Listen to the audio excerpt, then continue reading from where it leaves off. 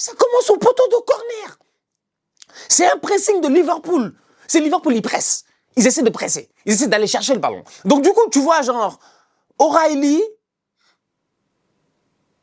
Doku et Bernardo Silva, je pense. Franchement, ils ont sorti le ballon, ils ont fait 20 passes. Allez voir le premier but de Haaland, s'il vous plaît. Essayez d'aller chercher un résumé qui vous montre le début des 20 passes. Vous allez comprendre, c'est à ce moment-là que j'ai su qu'aujourd'hui, on peut parler jusqu'à demain, ils peuvent faire ce qu'ils veulent, mais Liverpool, ce soir, ils trépassent. Salam, salam, outsider, le débrief commence maintenant. Bienvenue à l'Université du Tokarisme, cours d'informatique. Vous-même, vous savez, tous les tocards sont dans la classe. Contrôle surprise, contrôle surprise. Sortez vos stylos, sortez vos cahiers, soyez prêts, parce que je suis pas là pour rigoler. Première question. Qui bloque les sites malveillants et ainsi vous empêche de visiter des sites web frauduleux, hébergeant des logiciels malveillants ou des attaques de phishing? Arrête de tricher, toi. C'est Ferran. Ferran, arrête de tricher. Ils sont en train de tricher, là, arrêtez. Deuxième question. Qui bloque les publicités intrusives, c'est-à-dire les pop-up, les bannières ou encore les publicités sur Twitch pour fluidifier votre navigation? Répondez rapidement. Oh, vous êtes trop lent. Troisième question. Qui bloque les trackers web vers des sites qui veulent récolter vos données de navigation à des fins commerciales? Petit contrôle, 3 questions, vous paniquez. Une seule réponse. NordVPN. Un VPN ou un réseau virtuel privé est un outil de cybersécurité pour la protection de la confidentialité de vos données en ligne. Il crée un tunnel sécurisé et protège les données qui transitent entre vous et le serveur VPN en brouillant et en chiffrant vos données, si bien que toute personne qui essaiera d'accéder à vos données verra des informations chiffrées et illisibles. Naviguez en toute sécurité et en toute confidentialité avec NordVPN. Avec le code Outsider, la nouvelle offre NordVPN te permet de profiter d'un abonnement de 2 ans plus 4 mois offerts pour un montant de moins de 3 € par mois, sans risque puisque vous avez 30 jours satisfaits ou remboursés. N'oubliez pas de me soutenir en utilisant mon code Outsider ou le lien en description et commentaire épinglé pour la réduction. Manchester City l'emporte aujourd'hui 3-0 face à Liverpool dans un match totalement dominé par les Citizens. À un moment donné, sincèrement, cette équipe de Arne Slot là, je commence à m'inquiéter un tout petit peu pour elle. Pourquoi? Parce que c'est une équipe qui, cette saison, avait très bien commencé, mais malheureusement, plus le temps avance, plus j'ai des doutes sur la capacité de Liverpool à pouvoir se battre pour le titre. Liverpool avait un match important aujourd'hui face à Manchester City. Malheureusement pour eux, ils sont tombés face à un très grand Manchester City. Un Manchester City qui, depuis la défaite face à Aston Villa, enchaîne une 4e victoire d'affilée. C'est pas ça le problème. Le fait que City gagne, c'est quelque chose de normal. Mais le fait que City gagne, mais en plus de ça, claque un minimum de 3 buts par match, c'est quelque chose quand même qui commence, moi, à me faire peur en tant que fan d'Arsenal. Oui, tout à fait, c'est normal. Mais moi, ça me fait peur en tant que fan d'Arsenal. Je suis là, je suis tranquille, je regarde City-Liverpool, je m'attends à un match nul. Je m'attends à un match nul, j'ai envie que les deux équipes, elles perdent des points. Malheureusement, c'est pas ça qui s'est passé. Manchester City est très bien rentré dans la rencontre. Ils sont tellement bien rentrés dans la rencontre que j'avais l'impression qu'en face, c'était pas Liverpool, c'était Dortmund. Cette semaine, City a joué face à Dortmund en Ligue des Champions, victoire des Citizens 4-1, si je ne m'abuse. Doublé de Phil Foden, but de Haaland, but de Ryan Cherki. C'est un Manchester City qui, en plus de cela, a des recrues qui sont en train de se gérer. Ryan Cherki enchaîne les bonnes performances depuis son retour d'une mini-blessure à un moment donné. Erling Haaland est en train de se gérer ces derniers temps. La preuve dans ce match face à Liverpool aujourd'hui, il rate un penalty. Lui-même, il est choqué. Gros plan de caméra sur sa grosse tête de Viking. Il est là en train de réfléchir en se disant mais c'est pas possible, comment j'ai raté le penalty? C'est normal. En face de lui, il y a Mamardashvili qui lui, depuis les 2 dernières saisons, est le gardien dans le top 5 européen à avoir arrêté le plus de penalty, 6 à son actif.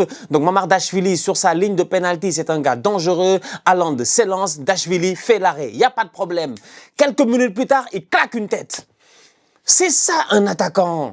En fait, c'est ça la force de Manchester City. Et le but de Haaland est un but qui, moi, me traumatise. C'est pour cela que je vous dis que j'avais l'impression que City, ils étaient en train de taper Dortmund. On a enlevé Dortmund, on a mis Liverpool, ils ont continué à taper Liverpool sans aucun arrêt. On a commencé le match, Liverpool a succombé à la pression de City. Liverpool n'a pas réussi à faire ce qu'elle a fait la dernière fois face au Real Madrid cette semaine. On s'en rappelle, Liverpool était venu, grosse intensité sur les joueurs du Real. Les joueurs du Real avaient de la misère un tout petit peu à sortir plus ou moins de leur moitié de terrain. Il y avait un gros pressing. ils avaient de la difficulté à trouver des solutions. Liverpool est venu et directement, ils ont mis le tempo dans ce match-là. Aujourd'hui, ils n'ont jamais réussi à mettre le tempo dans le match. Le tempo appartenait à Manchester City. Le but de Haaland, le but de la tête est un but sensationnel. Ça commence au poteau de corner. J'étais choqué. Ça commence au poteau de corner. C'est un pressing de Liverpool. C'est Liverpool, ils pressent. Ils essaient de presser. Ils essaient d'aller chercher le ballon. Donc du coup, tu vois genre O'Reilly, Doku et Bernardo Silva, je pense. C'est ces trois mousquetaires-là. Ces trois moussaillons. Ils sont là-bas.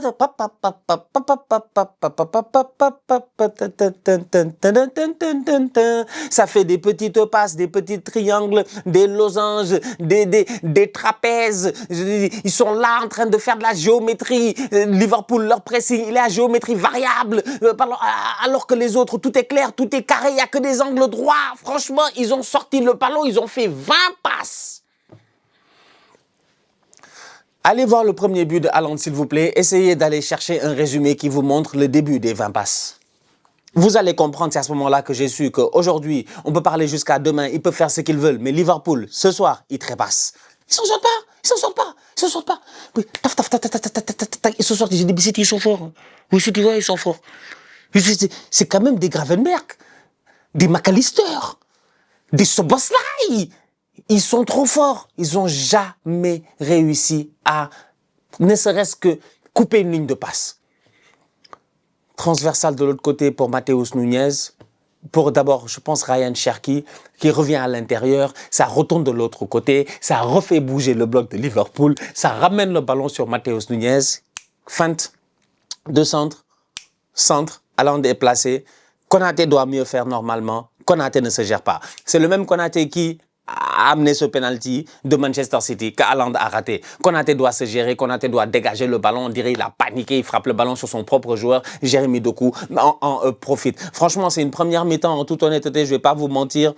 C'est une première mi-temps où cette équipe de Manchester City là a totalement dominé Liverpool et la première mi-temps se finit par un super but de Nico Gonzalez qui est contré dans les buts de Mamardashvili. Au niveau de Liverpool, je pense qu'il y a pas mal de regrets à avoir. Tactiquement parlant, c'est une équipe qui aujourd'hui est capable du meilleur mais comme du pire. Florian Wirtz jusqu'à présent, c'est vrai, le boy, il sait jouer au football, on est d'accord, on l'a vu en Bundesliga, on est d'accord, c'est un petit, il est super talentueux, il n'y a pas de problème. Franchement, il est capable de faire des trucs incroyables, des dribbles, des passes, voilà, il a une vision de jeu, il a un flair, il a tout ce que tu veux, tu vois, Florian Wirtz, c'est le top du top, tu vois, on est d'accord. Mais c'est quoi ces performances d'autocar? C'est difficile pour Florian Wirtz, franchement, c'est difficile pour lui. Aujourd'hui, Arne Slot, il arrive avec une densification au milieu de terrain, automatiquement. Tu te dis, c'est Manchester City, ils vont essayer de garder le ballon, ils vont sûrement avoir plusieurs fois le ballon, ils vont essayer de faire circuler le ballon. City est une des équipes en première ligue qui joue le moins de long ballon. C'est une des équipes qui joue le moins de long ballon. City joue avec des passes courtes. City est une équipe qui est en transition, c'est tac, tac, tac, tac, tac, ça essaie de partir. City n'est pas là pour balancer des longs ballons à gauche et à droite. En première ligue, il y en a beaucoup qui le font. Manchester City ne le fait pas beaucoup. Donc, automatiquement, si tu es Arne Slot et que tu densifies ton milieu de terrain et que tu viens avec McAllister, Szoboszlai et que tu ramènes Gravenberg et qu'en plus de ça, tu as un meneur de jeu comme Florian Wirtz, tu te dis normalement peut-être que si je récupère la balle, si je transitionne, j'ai le bon gars pour essayer de donner des ballons à mon attaquant. Ekitike est sur le terrain, il n'a pas touché plus que 8 balles en première mi-temps. Il peut pas, touche pas le ballon. Hugo Ekitike touche pas le ballon. Wirtz, il a le ballon, il fait rien. C'est dangereux peut-être 2 fois. Mauvaise passe. Il se met tout le temps dans comment on appelle ça? Il est tout le temps dans un demi-espace là. Dans un bon demi-espace en plus. Parce que vu qu'il y a les Szoboszlai, les machins, les McAllister, tout ça, les Gravenberg, ils occupent pas mal les gars de City. Donc Wirtz, out of nowhere, de temps en temps, en transition, tu peux lui donner le ballon, il peut se retourner, il peut être seul. Malheureusement, il n'en fait rien. Il n'arrive pas à trouver ses coéquipiers. Match compliqué. Mohamed Salah a essayé lui aussi face au jeune O'Reilly, il n'a pas réussi. C'est là où de l'autre côté, Pep Guardiola, lui, a réussi son pari tactique. Pourquoi? Parce que Guardiola arrive avec Cherki et Doku. Et Cherki et Doku passent leur temps à jouer à l'intérieur, ce qui pose des problèmes, ce qui crée un surnombre, ce qui tue la tactique de Arne Slot d'avoir densifié le milieu de terrain. C'est que Pep, pour son millième match, il nous a montré aujourd'hui que le jefe, c'est lui. C'est lui le patron. Le patron. Quand il a le ballon, il avance. Il a Nunes là-bas, O'Reilly qui prennent la ligne, Doku qui rentre, Cherki qui rentre. Trouvez là-bas Phil Foden, petit filou. Ils sont là-bas à faire des petites combinaisons en passe courte. Bernardo Silva, machin. Boy de Liverpool, ils sont perdus. Ils savent pas quoi faire. Ils savent pas qui prendre. C'est galère. Et quand ils sortent même pas. Donc voilà. Et franchement, ça a été top performance de la part des Citizens, j'ai envie de dire. Masterclass même de la part des Citizens, ils ont été incroyables. 3-0, ça aurait pu être 4-0, ça aurait pu être... peut-être même, ouais, ça aurait pu être 4-0. Je pense que ça aurait pu être 4-0, mais 3-0, c'est un score qui est largement suffisant.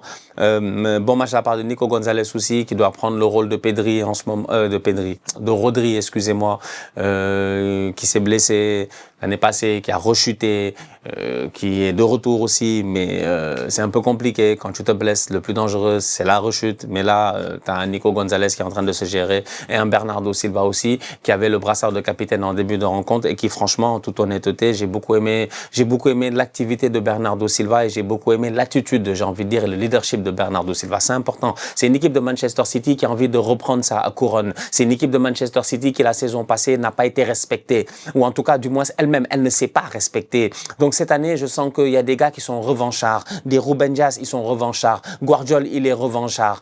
Bernardo Silva, il est revanchard. Phil Foden, il est revanchard. Haaland, c'est une année de Coupe du Monde avec la Norvège, il va sûrement se qualifier. Il est revanchard. Il y a eu quelques petits dodanes sur le chemin en début de saison, mais les voilà à 4 points d'Arsenal. Il reste un match retour à jouer contre nous, chez eux. Tout est possible. Tout est possible. On est en novembre, comme a dit Guardiola, les championnats ne se jouent pas en novembre. On est d'accord. Et aujourd'hui, ils ont montré à quel point ils sont forts. Et c'est passé à travers surtout un gars qui, depuis le début de la saison, franchement, est incroyable et sensationnel. J'ai vu récemment sur les réseaux sociaux qu'il vient de se marier. Peut-être, je sais pas. Des fois, il a trouvé la go qu'il a. Waouh. Le bandit. Le bandit. Jérémy Doku, mais c'est quoi ça? Mais lui, en fait, je sens que des fois, contre Doku, ça va être fatigant. Parce que le petit, il baisse la tête, il attaque, il te dribble. En fait, tu vois, comme quand il avance, j'ai l'impression que le boy, il a des cordes, que c'est un buffle, il va te rentrer dedans. Donc, tu es obligé de te pousser, de dire, vas-y, passe. C'est incroyable. C'est comme ça que j'ai vu comment il a traumatisé de l'autre côté, là, Bradley et puis Konaté, pour que les boys foutent le bordel et que le ballon arrive et que Mamar Dashvili fasse une... La minute, l'esprit et la lettre. Est-ce qu'il y a faute ou pas? Bon, il y a faute. Il y a faute. Il y a faute. C'est minime, mais il y a faute. Doku, il va tellement vite que Doku, il va trop vite. Donc, si tu touches un peu, il va tomber. Mais de l'autre côté, la question à se poser, c'est de savoir est-ce que Robertson fait vraiment obstruction? Parce que dans la loi numéro 11 du hors-jeu, on nous dit que le but doit être annulé si le joueur fait vraiment obstruction et empêche le gardien de but ou le joueur adverse de jouer le ballon. Là, Robertson, il se fait le plus petit possible, donc je pense pas qu'il fasse vraiment obstruction et qu'il empêche Donnarumma de jouer le ballon. Peut-être que là-bas, ça aurait pu changer un petit truc dans ce match-là. N'empêche, ça ne change en rien sur la top performance de la part de Manchester City et la top performance de la part de Jérémy Doku. Buteur aujourd'hui, très beau but, super ballon enroulé. Franchement, il est au top de sa forme. Ça fait plaisir de le voir comme ça. C'est un des meilleurs dribbleurs de Première Ligue. C'est un des joueurs les plus, j'ai envie de dire, les plus déstabilisants de Première Ligue. C'est Jérémy Doku. C'est un feu. C'est un feu, en fait. C'est un feu. Franchement, si tu le touches, il te brûle. Et en ce moment, il est dans ce mood-là, quoi. Il est vraiment au top de sa forme. Il est très intelligent dans ses mouvements. Et sa connexion avec O'Reilly marche très bien. Et avec les milieux de terrain aussi, les autres, les Phil Foden, les Haaland et tout, et la manière à laquelle Guardiola a demandé à ses ailiers de rentrer un peu plus à l'intérieur, peut-être c'est pour plus les impliquer dans le dernier tiers, dans la finition, au lieu qu'ils soient dans la construction quand ils sont sur les côtés et qu'ils doivent faire la différence pour balancer un ballon. Là, c'est eux qui portent le ballon, qui rentrent à l'intérieur, qui sèment la zizanie. Et quand un gars comme Haaland, il y a une action là où c'est une contre-attaque. Haaland, il court. Lui, hein, quand il court, sur le compte. Si tu es devant lui, il s'en fout, il te pousse. Bon, il a poussé Robertson, il a poussé Robertson comme n'importe quoi. En fait, c'est des sauvages. On les City, ils sont redevenus méchants. Ils sont redevenus méchants. Bon, top performance de leur part aujourd'hui. En tout cas, moi, j'ai beaucoup apprécié. Liverpool, ils peuvent avoir pas mal de regrets parce que le momentum était correct. Quand tu sors d'une victoire face au Real, tu dois être top. Mais ça montre aussi que le Real, en ce moment, ils sont... En fait, je vais me taire, je vais garder ça plat, les gars. Le Real, c'est des tocards. Si Liverpool, ils ont tapé le Real, ils ont cru, ils étaient forts, ils sont venus, City leur a mis 3. C'est grave. En tout cas. Donc voilà. Donc voilà. C'est dommage. Franchement, ils ont une belle équipe en plus. Une belle équipe. Cody Gakpo, Milos Kerkez, Federico Chiesa.